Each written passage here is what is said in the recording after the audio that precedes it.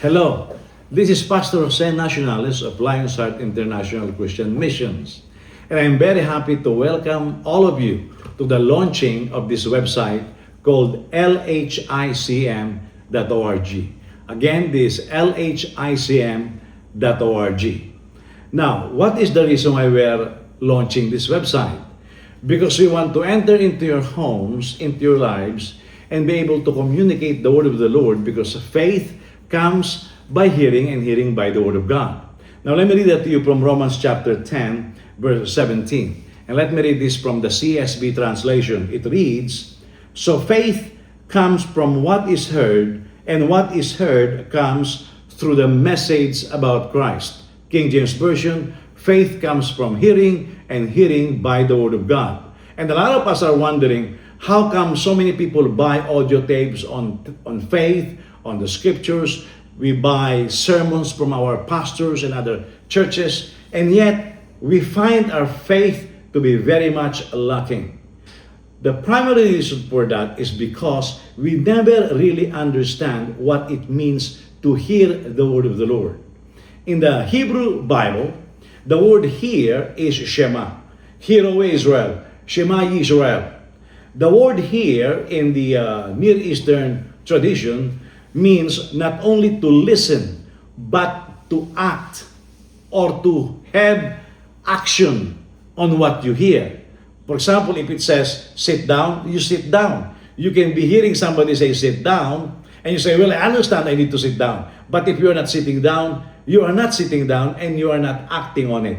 Kaya ang dami pong tao, they keep attending the service every week. Akala nila yung church attendance, yun ang magpapalaki sa kanilang pananampalataya. Akala nila sapat na ito para sila lumago sa pananampalataya. Hindi po. Bagamat kailangan po natin ito sapagkat inuutos sa Biblia, do not forsake the gathering of the assemblies together. When you are in the church, you need to listen to the word of the Lord. Therefore, churches needs to be teaching the scriptures.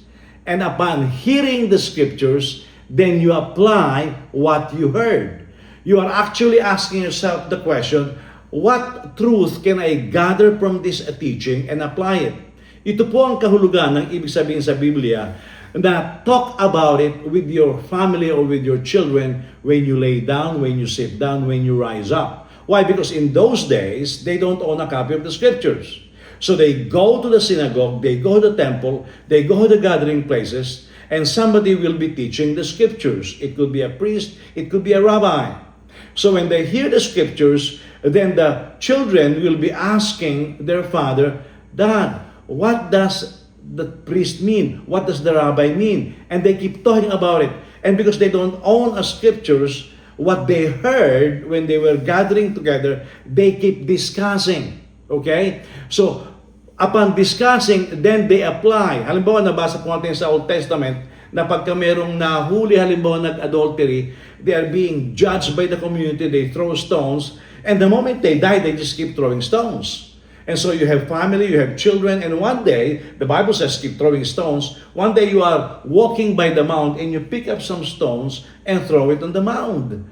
And your child asks you, "Dad, why are you throwing the stone whenever we pass by here?" And you say, "Because some time ago, before you were born, somebody committed adultery or other sins worthy of such judgment, and so the community applied the judgment.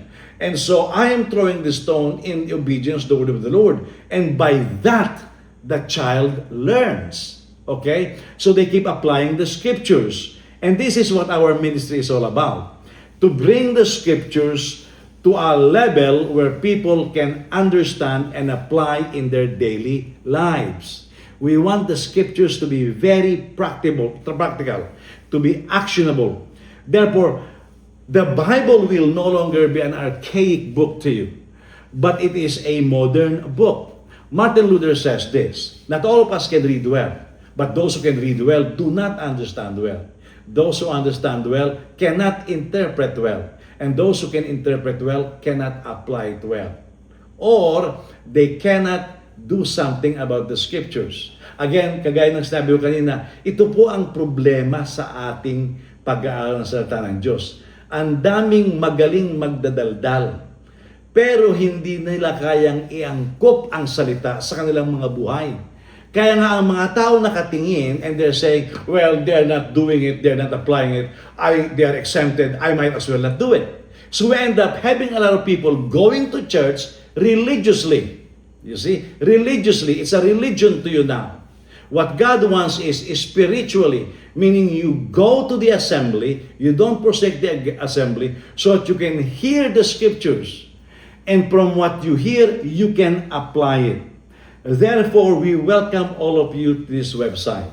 I would like to have a very meaningful exchange with all of you. Kaya nga po, pag meron po kayong mga katanungan, I will very much welcome questions. In some of our episodes, we will be addressing some of those questions. But more importantly, again, this is lhcm.org, Lions Heart International Christian Missions, and this is your brother in the Lord, Pastor Jose Nacionales, and we would like to welcome you into this website. Let's pray together. Let's make this exchange, let's make this communication very effective in growing our faith. Why? Because faith comes from listening and then applying what you have heard in your daily life. God bless you.